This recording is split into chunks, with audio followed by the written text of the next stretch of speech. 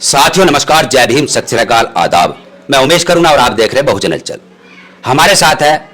जितेंद्र शर्मा जी, जो कि बहुजन समाज पार्टी के फायर ब्रांड ब्राह्मण नेता है और आज के समय में जो समाज के अंदर गतिविधि चल रही है उसको लेकर हम बात करेंगे। जी, सबसे पहले आपका बहुत बहुत स्वागत है। बहुत बहुत धन्यवाद। जय भीम साथियों, नमो बुद्धाय, जय संविधान, जय भारत। जी हाँ नेताजी, जैसे अभी की आज की जो सबसे बड़ी घटना है मेरठ जिले के थिरोट गांव में, जो कि एक बहुजन समाज की एक बेटी ललिता गौतम, जिसका पहले अपहरण किया गया और उसके बाद गला रेत कर उसको मार दिया गया, जिसको लेकर काफ़ी ही कह सकते हैं हम कि शासन प्रशासन पर सवाल खड़े किए जा रहे हैं। उसमें आप कैसे देखते हैं उसको? साथियों, सबसे पहले जो हमारे यहाँ 17 मई 2026 को ललिता गौतम नाम की एक बच्ची को गला रेत कर उसके साथ दुष्कर्म करके मार दिया गया है, वो प्रकरण अपने आप में एक सवाल प्रशासन और शासन से ये करता है मेरठ जिला और समस्त उत्तर प्रदेश, कि जहां मुख्यमंत्री योगी आदित्यनाथ का शासन और प्रशासन ढोल बजाने का काम करता है कि आज किसी बेटी को छेड़ के देखिए, किसी व्यापारी को छेड़ के देखिए, किसी के साथ कुछ गलत काम करके देखिए, अगले चौराहे पर उसको यमराज से मुलाकात होगी। तो आज ये मेरठ जिले की बेटी ये इंसाफ मांगती है कि आज जब ये घटना घटित हुई, इतना कृत्य घटनाक्रम हुआ मेरठ जिले में दिन में, और उसके बाद में इनके यमराज और इनके दूत जो अपराधियों को निरंतर अंकुश लगाने का, जीरो टॉलरेंस का दावा करने वाली बीजेपी की सरकार जो है, आज उससे वो बेसहारा और बेचारा परिवार और वो नाबालिग लड़की आज इंसाफ मांगती है कि आज आपके यमराज किस चौराहे पे खड़े हो गए और किस नींद में जाकर के सो गए कि जो दिन में उस बेटी का अपहरण कर लिया गया, उसको कॉलेज जाने नहीं दिया और उसको तीसरे दिन उसकी जो है लाश बरामद हुई। तो ये मुख्यमंत्री जी और प्रदेश का शासन और प्रशासन अपने आप में जवाब दे कि जहां यमराज आपने हर चौराहे पे खड़े कर रखे हैं, जब किसी के खिलाफ अत्याचार होता है, किसी का अन्यायपूर्ण मर्डर कर दिया जाता है, बलात्कार जैसी घटनाएं होती हैं, तो जब आपके यमराज कहां खड़े होकर सो जाते हैं, आज उनसे प्रदेश ये सवाल पूछ रहा है। जी, मौके वारदात पर आप भी पहुंचे थे, अंतिम संस्कार कराया आपने जी, और उसके बावजूद वहां पर और भी अन्य दलों के लोग पहुंचे, कुछ सामाजिक संगठन के लोग भी पहुंचे, जिसमें कि आजकल चल रहा है दौर रील्स वगैरह बनाने का और उसके बाद पुलिस से झड़प करने का। वहां पर आपने भी देखा कि किस प्रकार से वहां पर जो सामाजिक संगठन के लोग थे या अन्य दलों के लोग थे, जो कि ऐसे मुद्दों को, जो कि एक सहानुभूति देने की बजाय एक उसको बटोरने की, यानी कि उसको कैप्चर करने की एक जो चल रही है होड़, उसको कैसे देखते हैं आप? देखिए, समस्त राजनीतिक संगठन और सामाजिक संगठनों को दबाव बनाना शासन और प्रशासन पर इसलिए हो जाता है कि जब अत्याचार अधिक अपनी चरम सीमा पर बढ़ जाए तो शासन और प्रशासन का फेलियर एजेंडा आप ये देखिए कि 15 मई को यह घटना घटित होती है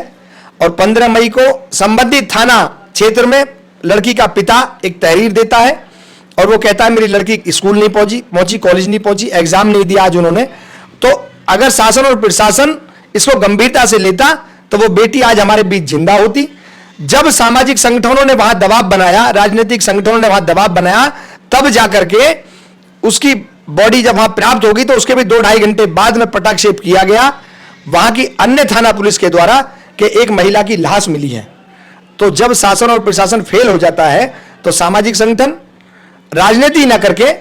संवेदनात्मक तरीके से पीड़ित परिवार के साथ लगे। ऐसा मैं सभी संगठनों से यह अपील करता हूं कि रीलबाजी का काम ना करके रियल नेता जमीनी ग्राउंड पर जो काम करें। और हमारे संगठन ने सर्वप्रथम जाकर के, मैं जब बॉडी प्राप्त हुई तो हमारे संगठन के सभी लोग बहुजन समाज पार्टी के सिवाल खास विधानसभा क्षेत्र के और जिला स्तर के सभी कमेटी के लोग बहुजन समाज पार्टी के वहां पहुंचे और जब शासन और प्रशासन को अवगत कराया इस मामले में, तब शासन और प्रशासन ने गंभीरता से लिया और उसके बाद में आज इसका अनावरण जिला प्रशासन के द्वारा किया गया है। जी, यानी जो पीड़ित परिवार है, आपको वहां पर पहुंचने के बाद और भी अन्य संगठन पहुंचे तो उस पीड़ित परिवार को इंसाफ मिलने की पूरी यहाँ पर उम्मीद दिखाई दी है, क्योंकि जो आरोपी पक्ष है वह भी गिरफ्तार कर लिए गए हैं और उन पर कड़ी से कड़ी कार्रवाई भी की जा रही है। जो हम भी वहां पर पहुंचे थे, हमने देखा। आज देखिए, प्रशासन और शासन ने अगर जो गंभीरता मृतका का डेड बॉडी प्राप्त होने के बाद जो दिखाई, अगर वो 15 मई को दिखा दी होती, जब सर्वप्रथम दृष्टता में उसके पिता ने तहरीर दी संबंधित थाना क्षेत्र को, उस वक्त अगर सक्रियता इतनी दिखाई दी जाती तो शायद वो बेटी आज बच जाती। तो प्रशासन पर बहुत सारे आरोप और प्रत्यारोप लगाए जा रहे हैं और वो स्वाभाविक भी हैं, क्योंकि 15 तारीख को अवगत कराने के बाद में और 17 तारीख तक प्रशासन के द्वारा कोई ठोस कदम नहीं उठाया गया। इसी कारण से उस लड़की की, उस नाबालिग बच्ची की हत्या करके और उसको दर्दनाक रूप से मौत के अंजाम के घाट तक उतार दिया। जी, बहुजन समाज पार्टी के वहाँ पर नेता पहुंचे, आप भी पहुंचे, उसके बाद में वहाँ से ये भी हमने सुना है कि बसपा सुप्रीमो मायावती जी ने भी ऊपर से ही आदेश दिया कि इसको इंसाफ मिलना चाहिए, और पुलिस प्रशासन काफ़ी बौखला उठा और उन्होंने बहुत तेजी के साथ कार्रवाई की। देखिए, हमारे यहाँ जो मेरठ जिला में SPRA साहब हैं वर्तमान में, महोदय जी,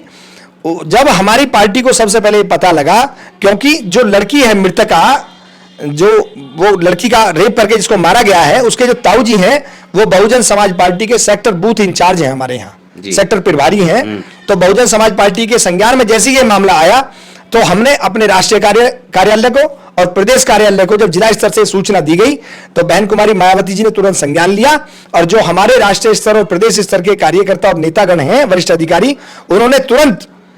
यहाँ के कप्तान साहब को और संबंधित थाना क्षेत्र के सभी जो वरिष्ठ अधिकारी उनको अवगत कराया, और तुरंत तो शासन और प्रशासन हरकत में आया उसके बाद। जी, यानी कुल मिलाकर यह है कि बहुजन समाज पार्टी जो कि एक अनुशासन दिखाती है, अनुशासन में रहती है, और मिसाल भी इसकी काफ़ी लोग देते हैं। बहुजन समाज पार्टी कभी भी इस प्रकार के स्टंटबाजी या कोई ऐसी बयानबाजी नहीं करती जिससे कि माहौल ख़राब हो। यदि कोई पीड़ित परिवार है, यानी जो लड़की थी वह मृतिका ललिता गौतम,